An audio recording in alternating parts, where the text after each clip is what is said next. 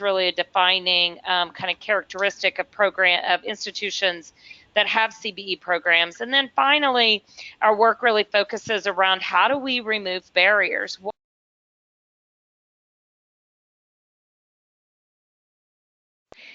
How do we remove the barriers that are really in place on around the country, both at the state-based level and at the federal level, that are inhibiting the kind of growth that we would like to see from CBE as well? And part of those barriers happens to be the regulatory process, which is why NEGREG was so incredibly important to us. If you ask my kids, what's the number one lesson Mama has taught you? I think every one of my kids would say, Mama always says, timing is everything. You want to go to out with your friends, boy, you better ask Mom and Dad at the right time. If you ask us at the right time, you're more likely to get a yes. Everything comes down to timing. The other day, I got a text message from my 15-year-old daughter who said, will you call me when the timing is right? And it cracked me up because she really has gotten, you better not ask Dad when we're really frustrated and it's at the end of the day for something special, right? Well, let me say that in higher ed today, I think the timing is right. Where we are with CBE, where we are at the regulatory landscape, where we are on higher education reauthorization, where we are on the technology and the data infrastructure being built, boy, the timing is right. And that's really exciting to see. I think a little bit about the timing of this webinar. Back in November, end of November, we had to submit our topic for the webinar. And I said, that'll be about the time of negotiated rulemaking. I'll do negotiated rulemaking. How did we know that just a week ahead there would have been a consensus reached at negotiated rulemaking? And so we're delighted to be able to share that feedback and kind of a little bit about that process with you. Today, I asked Jillian Klein to join us. Jillian, I thought this was a cute picture of us, Jillian, and it's the only one that didn't involve some sort of a bribe or blackmail from you. But anyway, Jillian serves as the Vice President of Government and Regulatory Affairs for Strategic Education. You know often of Capella and Strayer, and so these are really the folks that Jillian helps represent from a government and regulatory affairs standpoint in Washington. She's a CBEN board member, and more importantly to this conversation, Jillian was nominated for and was selected to be one of the negotiated rulemaking actual negotiators, both on the main committee, and that's really important, right? Because that main committee is where the vote is, but also on the distance education and educational innovation subcommittee as well. So she actually had to do double duty over the last few weeks. So when folks are coming in just for their committee meeting, she's having to come 2 weeks back to back most of the time for both of these committee meetings. So we thank Jillian for the contributions that she's made and certainly for joining us here today. So Jillian, thank you. And I don't know if you want to say hello before we get started. Yeah, thanks, Charla. Hi, everybody. Glad to be here with you today. As Charla mentioned, we just ended negotiated rulemaking about a week ago tomorrow. So I think I'm still in like the post-NEGREG haze, but happy to chat through sort of how the conversations went and where we ended up landing in terms of language. Excellent. And that's really what we're going to do today is make this a chat and to give everybody kind of an opportunity to also talk with Jillian. I ask people, you know, what is it that you want to know? I try to compile some questions, and I'm going to present those questions to Jillian throughout the first 35 minutes of today, and then we'll open that up for you to ask questions as well. For those of you that aren't familiar with that phrase, NEGREG, right, I thought we'd just do a quick primer, and Jillian, you're welcome to jump in here. Most agencies or most departments have the authority to adjust their regulations as they see fit. Right? They don't need to go and ask people what they think about it before they change their regulations. But when it comes to the Department of Education, they actually do. So under the Higher Education Act, it requires the advice of, and see if I move my screen around, the advice of and the recommendations from individuals and representatives of groups that are involved in the student financial aid programs if you're going to modify the regulations that govern that. And so as a result, the department actually has to go through a NAGREG process if they're going to be modifying their regulations. So you may recall they put a call out for nominations and said you could nominate people or you could nominate yourself. And luckily we had 4 folks from the CBEN membership who were selected to be negotiators. And so we have Jillian, which you're meeting and will speak with today. We had Christina Amata, and she goes by Christy out of Sinclair. And Christy served on that full committee as well. Will Pena from Southern New Hampshire, part of the full committee. What makes that full committee important is they're the ones that vote at the end about consensus on the various pieces as well. And then David Scable, who served with Jillian on that distance education subcommittee. So these were the 4 folks that we suggested you go to if you have a question or a concern or you wanted to engage in this process. These were the 4 folks that come from our CBEN membership, but we know that there were many other folks representing various constituencies also at the table. So they had the main committee, which was the Accreditation and Innovation Committee, and then they had 3 subcommittees that I've listed here around teach grants and faith-based institutions, and then the Distance Learning and Educational Innovation Subcommittee. And the responsibility of this group really was to take a look at proposed language. So the department issues proposed language, for them to review that language, to discuss that language, and then the subcommittees to make those recommendations back to the full committee, with that full committee voting on those recommendations to see if there was consensus. I know that's an abbreviated version, and Jillian's going to give us a lot more of the down and dirty. The part here is that if consensus is reached, the department is really required to propose the agreed upon language when it develops its regulations. If no consensus is reached, and I must say, I think you heard it at the CBEN convening that we had in DC, the likelihood of reaching consensus we thought was pretty slim.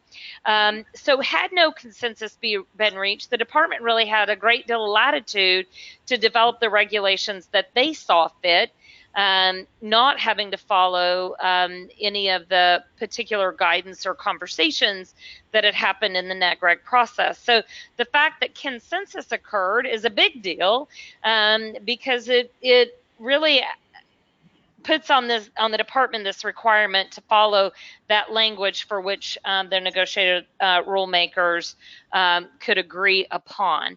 So with that in mind, and Jillian, did I get it right? Did I get it wrong? Are there modifications you would make or caveats to what I just shared about the process itself before we start the kind of question and answers?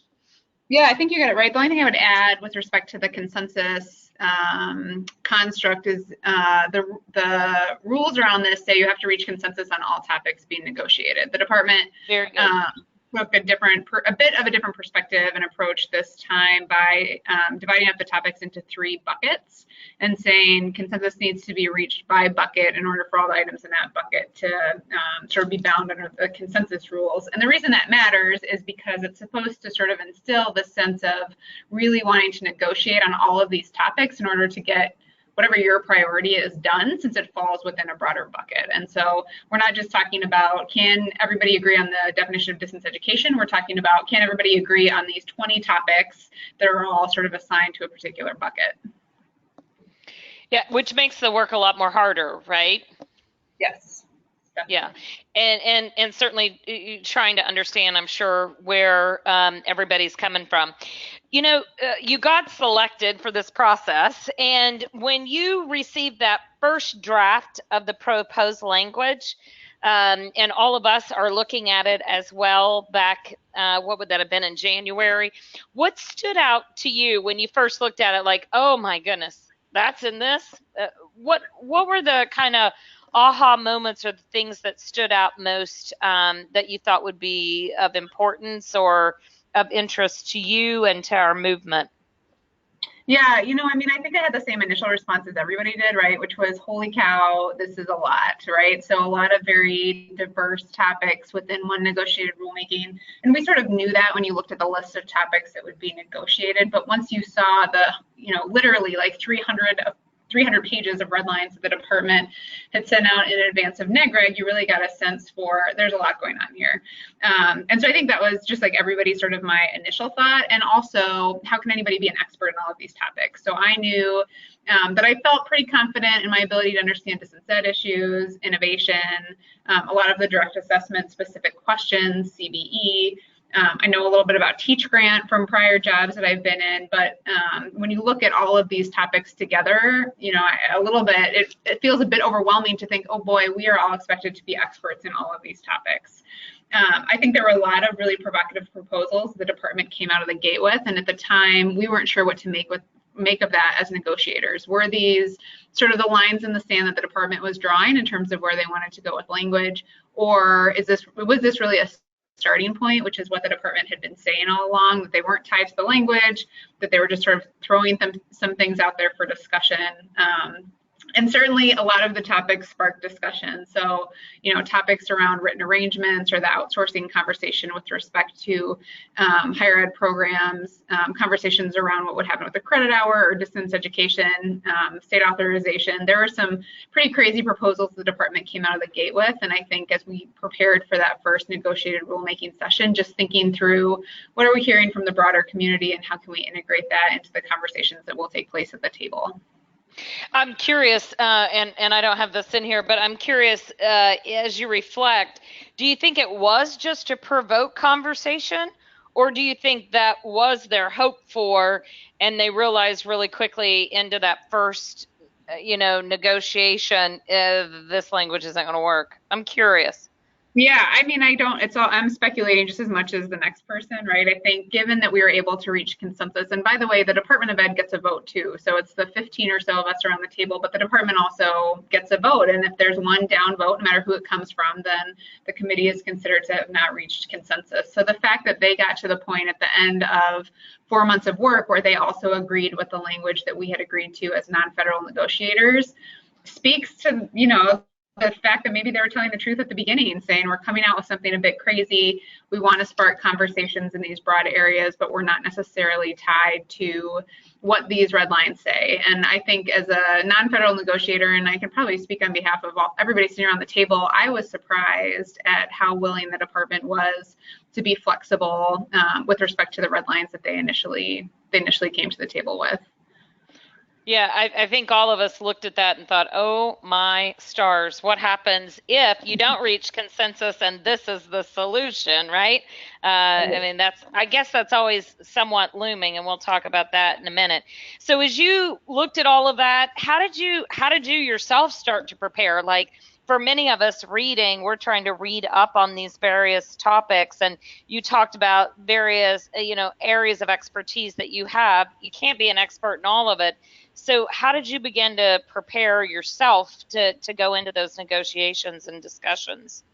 Yeah, so obviously read through the red lines. I talked to everybody I knew, so internal stakeholders, external stakeholders. Everybody at the table is representing a constituency, which is, a blessing and a curse, right? You hear from a lot of people and you don't hear from a lot of people, and folks have sort of inputs into what their priorities are, or what they think your perspective should be at the table. Talk to outside counsel. I'm not an accreditation expert. I would say of all of the topics that we negotiated, that was probably my weakest point. And so I definitely talked with folks at our institutions about accreditation issues, things to look out for, things that would perhaps be most impactful for our schools. I also talked to a few non-federal negotiator alumnus who had done this before and could provide some perspective on, here's what to expect in terms of the process, even just like logistics, here's where the department will sit, here's where the federal mediation folks will sit, here's how the day will largely go. And then, try and get a sense from looking at the list of negotiators, what you think their policy and position priorities will be as well. So you can look at the names that are familiar, unfamiliar. You can look at the schools or the organizations they represent. You can count how many people represent institutions or, the consumer voice or students, and, try and feel a little bit prepared about, okay, here's how, potentially the conversation will go. But ultimately, if you've never done it before, the first time you sort of sit at the table, it really is like trial by fire. You figure it out as you go. And I think we've all said, if we're negotiators again, which I think people say, like, your first neg reg is your last neg reg, and that feels a bit familiar now, only a week out. But I think for folks that do it more than once, they definitely say, boy, after that first time of being a negotiator, I kind of got the sense of what to expect and how to engage in those conversations. Yeah, it was fun to watch you, by the way. And I also enjoyed getting to text you. I can see you on the screen. But anyway, so the part that you going into it that you were most looking forward to, or the part you were dreading, I'm kind of curious. Right. So sort of the nerdy higher ed wonk in me looked forward to sitting at a table for 8 to 10 hours talking to other smart people about higher education, right? I mean, this is probably when it comes to a lot of these conversations, and some of them are conversations that we've been having for many years, right? How do you define distance education? How do you keep the right guardrails up while allowing for innovation? Those are conversations that I've been having for fun for 5 years. And so to get to do those is sort of my day job for 4 months. I was actually really excited about that. And, when you're sitting at the table, you do sort of have to shut out whatever's happening back at your institution or your organization, and just be in the room, in the moment. And so it gives you the opportunity to really focus on that while you're digging into this language.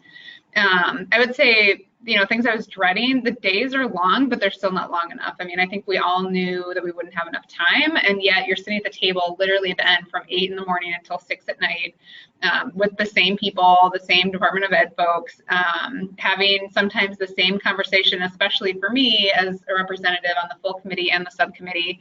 I lived through almost identical conversations on many topics twice, because we talked about it in the subcommittee and then we'd have almost the same conversation in the full committee.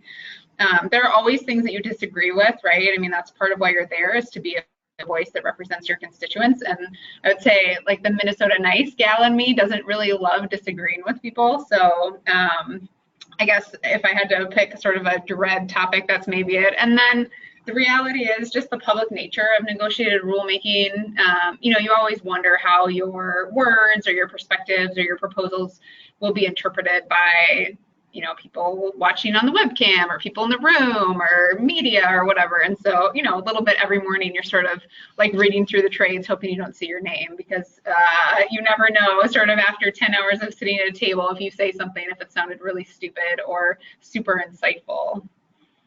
Yeah, and a lot of people tweeting, right, in this space, and sometimes that's even challenging and can be hurtful, I'm sure, at times as well. So I think you already kind of talked about how you found the department staff, right? But I listened in towards one of the last days again, and you all were really calling out the great work of various people in the department. And so, that's not always the perception in the outside world. So I am curious and would love for you to just comment, if you would, on kind of the department's approach to this. I mean, if you know Dave Musser, we know good department people, so I don't mean it like that. But, talk to me a little bit about how you felt supported, or kind of how that went with the staff. Yeah, I mean, so I don't know what you could see on the webcam, but it was literally like the 15 of us sitting around the table with a couple department folks. And then off to the side, there were 3 rows of tables that were also full of department staff. And it was the sort of the same department staff every day, sitting in their same seat, drinking their same cup of coffee, sort of there to provide support if topics came up that were in their bailiwick.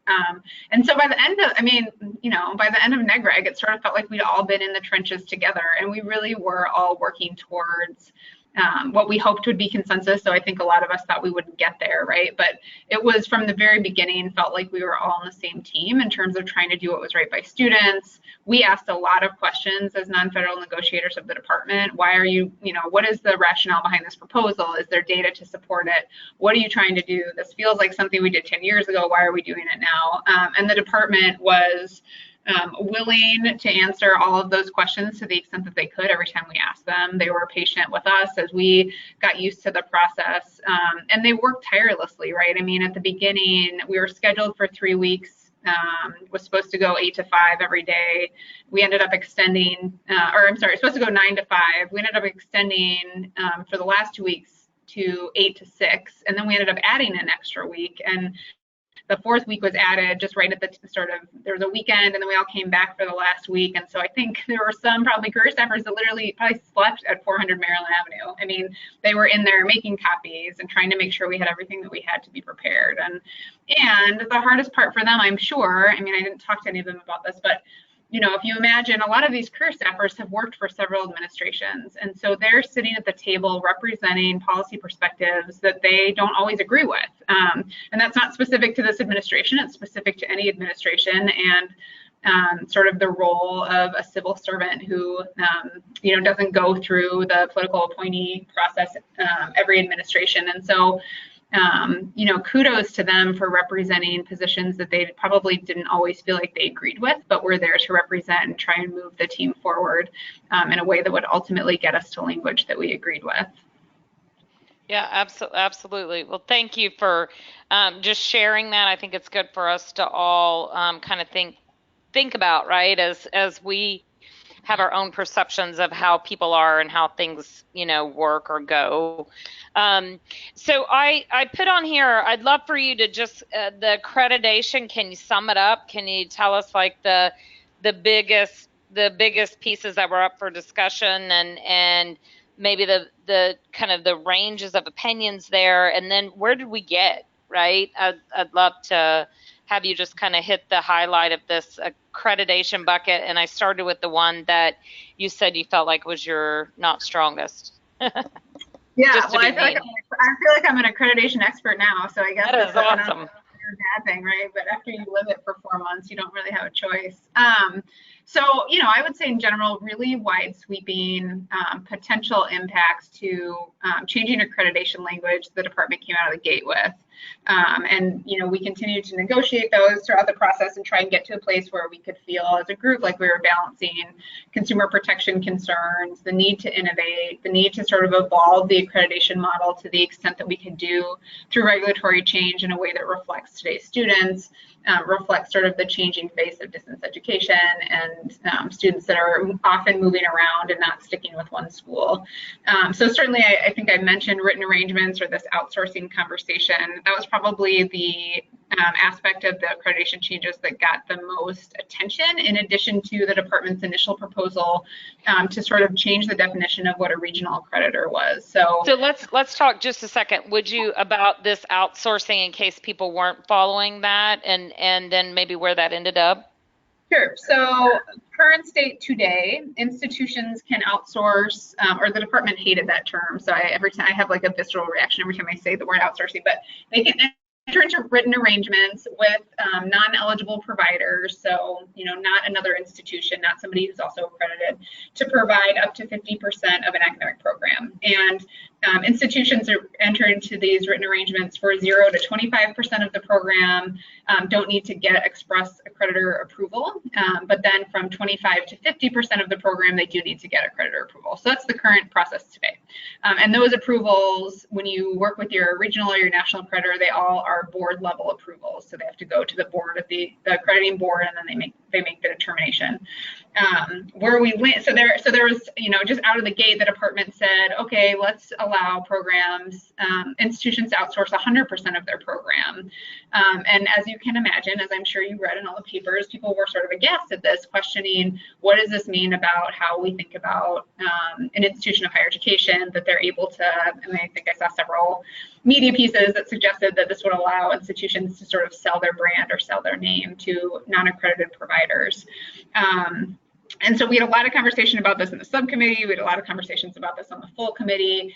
And I think, we got to like the third week of negotiations with the full committee, and the department sort of said, look, we need to get someplace on this because, and remember, the department is also getting outside pressures. So we're all there representing our own constituents.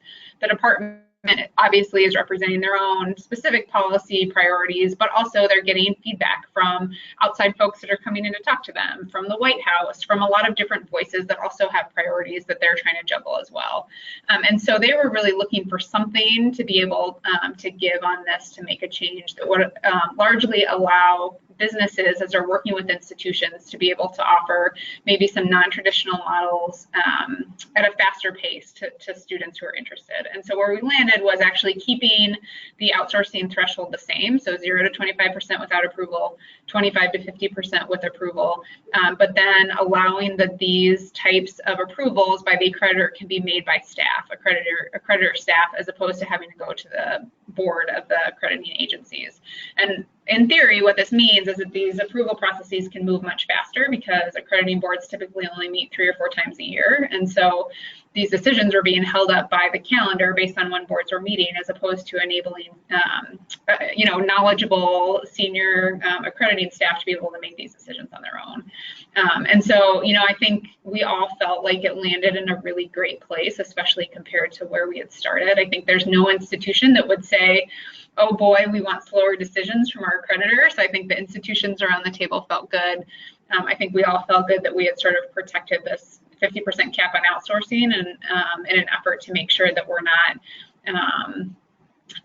misrepresenting to students what sort of education they're getting and where it's coming from, right? I think the biggest topic around this particular item then was just how do we make sure that students understand that a portion of their program has been outsourced to a non-eligible provider. And there are existing disclosures today that get at that, but I would say sort of the biggest place of disagreement from folks around the table once we got to this construct was, what does a disclosure look like to a student? Can we make sure that they understand sort of how their program has been constructed?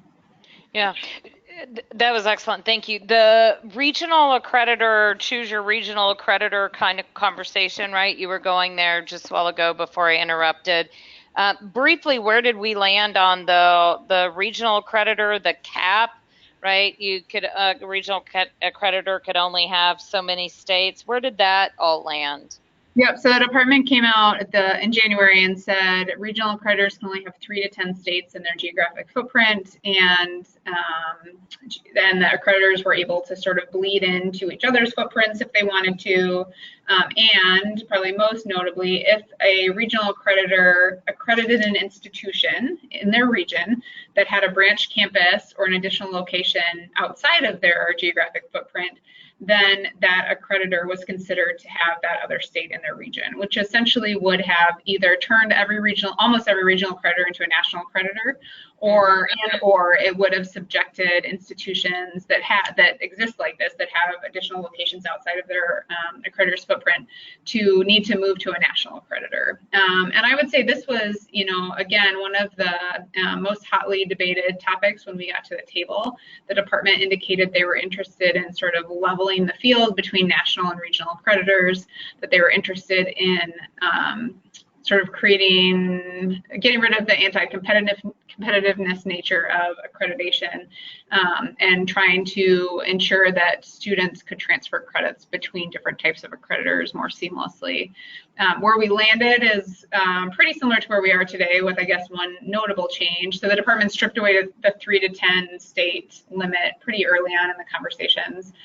Where we landed was saying, if I'm HLC and I accredit an institution that has a branch location in Montana, I am then welcome to accept applications for accreditation from other institutions that are based in Montana, but I don't have to do that. And so this was one of those areas where those of us that actually work at schools that have branch locations, and those of us that work in accreditation, so the regional accreditation rep at the table, the national accreditation rep at the table, the programmatic accreditor at the table, largely sort of helped move the conversation forward in a way that I think helped get people comfortable with where we landed, from the perspective of trying to make sure that to the best we can, the regional accreditation construct sort of reflects what's happening with today's students, but also tries to solve for some of these priorities that the department indicated that they had. Yeah, absolutely. When we look at distance ed, man, lots happening there, right? So the big key takeaways for distance ed coming out of NAGREG? So the biggest one obviously was defining those our 4 favorite words: regular, substantive, interaction, instructor, vis-a-vis the distance ed definition. So the distance ed definition is statutory. So, very early on, I think there were conversations around the table from people saying, well, why can't we make the same requirements apply to on-ground programs, which we can't do because we need Congress to change that. And so the scope of what we were able to do was really look at how do we define within the existing distance ed definition what these words mean. And this was definitely, I would say, for the distance ed committee, distance ed subcommittee, and also for the full committee, where a large percentage of our time was spent in having conversations that tried to balance innovation that's happening in the marketplace, innovative programs like competency-based education programs, and also consumer protection, so that we still can differentiate correspondence education from distance ed, the distance ed definition. And that is the most important reason why we have a distance ed definition, to make sure that students who are left to learn on their own, as they sometimes are in correspondence programs, aren't eligible for the same amount of federal financial aid, and that institutions that provide over 50% of their programs or have over 50% of their students enrolled in correspondence courses are not Title IV eligible, because while those programs are fine, I'm not making any sort of moral statement about them, we have said that we don't want federal Title IV funds funding those programs. We, as sort of a higher ed construct under the HEA as it exists today. And so we had lots of conversations about trying to figure out how to do all those things at the same time. And here's an example where, many of us have been talking about this topic for a really long time and trying to figure out the best way to do this. And I would say even going into the first and probably second round of negotiations, we hadn't figured it out yet. We were still sort of fumbling around in the dark. And we landed in a place with the definition where obviously everybody at the table felt comfortable with it. Is it perfect? I don't know. It does allow for more than one instructor, which the department had indicated that they had heard consistently from institutions, and probably a lot of CBE institutions. What about this sort of bifurcated faculty model? How can we allow for that to be something that can support distance education? And so the department was overt about that in the definition of saying it can be instructor or instructors, and then trying to map out what regular means, what substantive means, and in some ways sort of making a list of activities that can demonstrate substantive interaction, but also leaving sort of a final bullet that allows for other instructional activities that are in the spirit of the ones listed in this definition, and are approved by your accreditor. And then same on the definition of regular. We as a committee landed not on a number of times per week, because some people felt like once a week was too many, and some people felt like once a week was too few. And so instead we talked about language that ensured that the frequency was commensurate with the amount of work contained in the course or in the competency. And then finally, that definition of instructor goes back to the accreditor, so that accreditor can make the determination for their member institutions about what counts as an instructor by virtue of credentials or work experience. And so have you, I'm assuming you've heard from folks. Do folks around the country like it, not like it? Are people sharing the love with you, or quietly scorning you over it? Well, probably a little bit of both, right? I think we can all say it's probably not perfect, right? I mean, by virtue of negotiated rulemaking, nobody gets everything they want. Everybody gets a little bit, and also we didn't have a perfect proposal to bring to the table that would sort of weave in this gray area between the priorities of protecting students and making sure we're allowing for innovation. And so I think by and large, from the folks who've been active in this conversation for the past several years, I'm hearing people say we're appreciative that there's a better playbook for institutions to know how to meet regular and substantive as a requirement. We're appreciative that allows for technology and innovation that better reflects sort of what's happening in today's higher education institutions, and feel like we're at least better off than we were, which I guess is success. Yeah, I mean, absolutely. So I want to go a couple more minutes, then we'll open for questions. But, you know, what happened to the credit hour definition? So the department's initial proposal with the credit hour was to get rid of it. And then they came back and said, instead of getting rid of it, we'll just defer to the creditor. I would say with the exception of maybe one or two voices around the table in the subcommittee, and I think everybody in the full committee agreed that the credit hour definition needed to be retained. I think we all understand the shortfalls of the Carnegie unit and why it's not any sort of measure for learning, but at the end of the day, it's what we have, and we don't have a replacement. And getting rid of it wholesale before we have sort of a tested, measured replacement seemed really risky from a fraud perspective, from a transfer of credit perspective. It sort of risks direct assessment in general. And so everybody at the table felt like the right approach was to retain the distance or the credit hour definition, and then to codify some of the flexibilities that the Obama administration had actually allowed for via a Dear Colleague letter that they released after they crafted the credit hour definition, that allowed for some equivalency language to allow institutions flexibility and not be so strict on the 1 hour in class, 3 hours out of class sort of work measure in the course of a specific week. And so this is an area where, you know, I was really happy with how the department was willing to come to the table and engage in conversations and ultimately get to where I think the whole committee felt comfortable.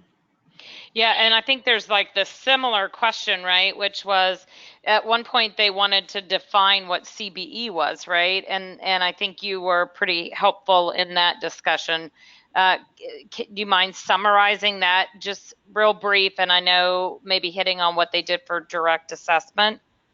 Sure. So ultimately, in order for the department to come out with regulations, they have to have a statutory hook to hang it on, is the language that they use, which means it has to track back to something in HEA. And I think we went back and forth with the department about, can they define CBE? Can they not define CBE? At the end of the day, it kind of became a moot point from institutions asking for it or not asking for it, because the department felt like they didn't have the authority to be able to define what a CBE program was. And so, you know, not to skip to the end, but here's something that we'll probably see come up in HEA, because the department has clearly said they need Congress to do this. Institutions have said they're interested in a CBE definition. And so that was just sort of left on the table as something that we weren't able to tackle, and probably led to some of the struggle with trying to get to a good place from a distance ed definition, because it really had to account for all different types of program design, from CBE programs to, you know, sort of the most antiquated that you can think of online discussion board that students may be taking part in. We did have a handful of issues related to direct assessment programs. So one of them was related to direct assessment program approvals with the department, and the department and negotiators proposed that we streamline that process in a way that only requires the first direct assessment program at an institution at a particular credential level to go through the department's approval process. Still relies on program by program approval from the accreditor, but this should streamline the time it takes institutions to stand up direct assessment programs. So I think we felt like that was a safe win that we could all take in terms of modifying the language a bit. And then there has never been, because we've never had a definition of a subscription period program, a specific construct for getting aid to students in direct assessment programs that use subscription periods. And so this is another topic where many of us have been working with the department for a long time, of trying to get them to come out with a construct whereby students are not as confused when they're in these self-paced subscription period programs. It's a little bit more transparent to them about how and when they get their aid. It's less arduous for institutions to do, because we know we've heard all the time that getting aid to students in direct assessment programs is complicated, and so is there a way we can make it less complicated for institutions? Here's another place, right, where it's probably not perfect, but it's better than it was before, and so I think especially for those of us that have familiarity with direct assessment programs, it felt like a win in that way. Yeah, well, you guys have, those of you that are listening to the webinar can see exactly why Jillian was the right person, right? I mean, listen to how articulate she is at describing all these issues. Man, you have just done a great job representing us and then also helping to describe it. I think you alluded to it, but boy, higher education authorization, the Higher Education Act reauthorization will be key for us, right, as a movement. And making sure that Senator Alexander, who has said that CBE is going to be a priority in that, actually comes to fruition, right? Yeah, I mean, I think these topics that we've been talking about around CBE for a long time, so what does a faculty role look like? How do we get aid to students? How do we think about prior learning and all the other places that students might be bringing learning into their CBE program? These are all issues that still resonate with education folks in DC who are working on these topics, and especially because on some of those topics we weren't able to make as much headway as we probably wanted to or could have in NEGREG because we didn't have a CBE definition. There will be lots of opportunity once we get a reauthorized HEA to be engaging in these conversations to get real statutory movement. And from an organization standpoint with CBEN, we'll be helping to educate and hopefully equip folks to influence that process, or at least inform that process as we go forward. I'll pause here. I can't see the chat questions because if I click the chat questions, my screen goes away. So James, are you able to jump in and share with us some of those questions that might be posted? Absolutely. Can you hear me? Absolutely. All right, perfect. So there's some great questions that we've got popping up here.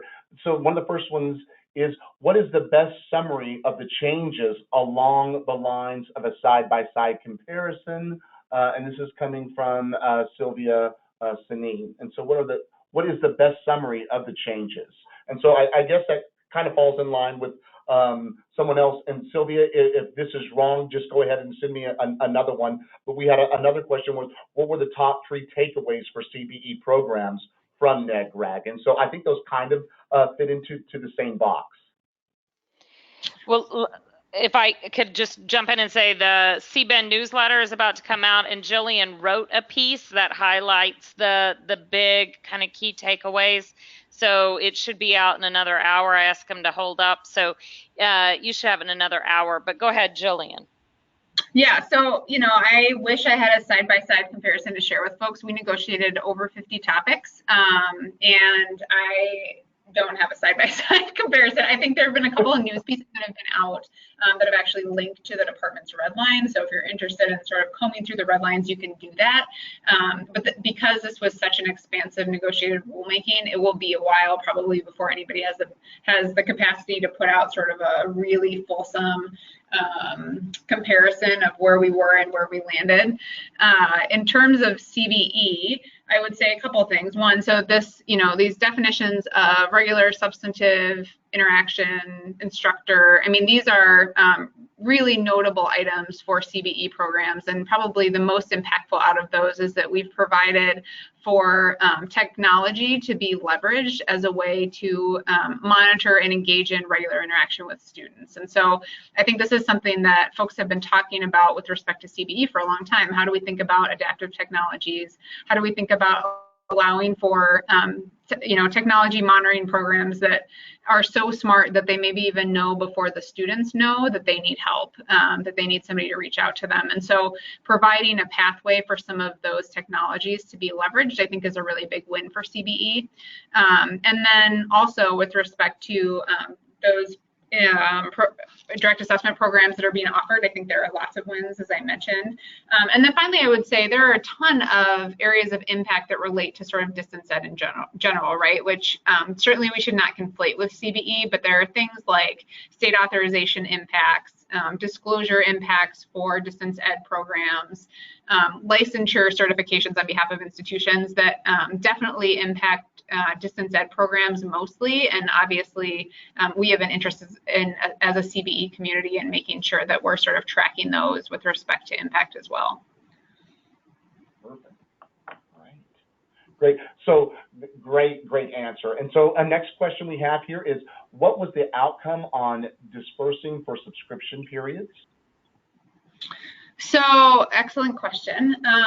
So the progression requirement for direct assessment subscription programs is still in there in the sort of final consensus language that we agreed to. It's relaxed a bit. So, and this is so in the weeds, right? But the existing construct for getting aid to students in these programs up until this point has really relied on like a full-time definition. It's looked at definition of an academic year that really is pretty antiquated. It sort of hedges for students that are going to school full-time, that probably live in, you know, residential housing and eat in the dining hall. And so the new definition with respect to these programs will allow for students to be measured against a half-time pace as they move through their programs, which should better reflect sort of the reality of these students who are in direct assessment programs, because we know that there's great promise in terms of students moving more quickly through these programs, but also there's great promise in them moving just as fast or sometimes even slower, because they get to take the time that they need to master concepts. And so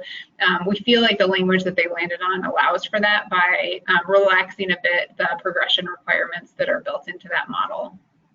And then I would say, related to that, the department also got rid of the quantitative standard related to SAP for these programs, which, unless you're a financial aid person, you maybe don't even know what I'm talking about, but because of the changes that they made to the dispersing construct for these programs, it relaxes some of the SAP requirements as well, which I think institutions felt like was helpful. Great stuff. Another really good question that we have here is, where will we be able to read the detailed language regarding regular and substantive interaction? So I think there have been a couple of news articles. I know there was an Inside Higher Ed article this morning that came out that I believe links to the redlined language. And so you can definitely view it there. It's in Part 600 of the Department of Education's red lines that are out there. That's probably the easiest place to find it. I think a couple other folks have linked to it on things I've seen publicly in the past week, but I know it will take a while for the department to get through the process of writing the preamble for all the regs that come out for public comment, and then posting those for public comment, which should happen this summer. And by the way, everybody is, you know, welcome and able to comment publicly on these rules as they come out for the public comment period, to get your feedback to the department about what you think we got wrong and what you think we got right. All right, perfect. Got another good question here. Was there any language or rulemaking discussed around PLA in its relation to financial aid disbursements? So there wasn't, because again, the department felt like that was statutory language that they didn't have the authority to change via this rulemaking. And we sort of joked that like there should be a drinking game or something for every time the department says that's statutory, right? Because they only can sort of stay in their lane with respect to regulatory changes, and that was something they felt like we needed a statutory change for. I think, again, to the conversation about what will happen with HEA, that's a great opportunity to think through as a broader group of CBE constituents what we would like to see in that space, and maybe come up with some sort of coordinated message or principles around how we think aid for PLA can maybe interplay with CBE programs. Perfect. Well, that's our questions that we have right now. I just want to say this. Thank you so much for all of your service up there in DC. Absolutely. I can't even imagine the amount of caffeine it would take to be able to reach a consensus of a group that size with language this broad. I mean, it's having worked in groups, I can't honestly even imagine the amount of difficulty that takes. And we are grateful as a group for your service and for you pressing this forward for us with us all. Charla, would you like to end by throwing out any comments here? Yeah, I would just again, and it's, we have a lot of colleagues around the country that have made those sacrifices. So I encourage you to reach out to of our own membership, David Scable and Will Pena, and to Chrissy Mata at Sinclair to reach out and send them a note of thanks as well. We appreciate the opportunity to participate in the webinar series, and hopefully it's been meaningful. I did put, just a slide up here. If anybody needs something, feel free to reach out. You're welcome to call, email, and Jillian's contact information will be in the newsletter that's coming out momentarily, and she's always great to answer questions. So if you didn't have yours answered or you didn't have time to post, feel free to follow up with her. And we look forward to seeing everyone at CV Exchange in October. And in the meantime, we'll do our best to keep you updated on what's happening in HEA and how you can help impact that process. So thanks so much for the opportunity to be here. Thank you, Charla. We really appreciate your service today. And with that, we will conclude our webinar today. Bye-bye.